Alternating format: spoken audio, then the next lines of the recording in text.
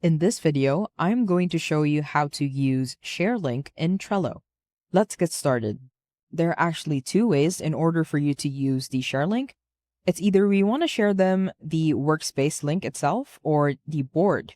So if we go to a specific board, if we go to the top and the right hand side, which you will see Share, you will actually have an option to create this board or to share this board with the link.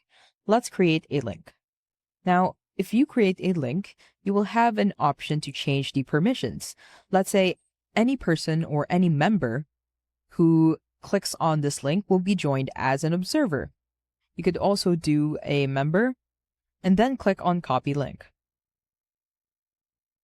What you could also do is within the homepage itself, if you go to the left-hand side and on the members, you could actually click on the invite with link so that any person or any person who has this link will actually be invited into the workspace itself.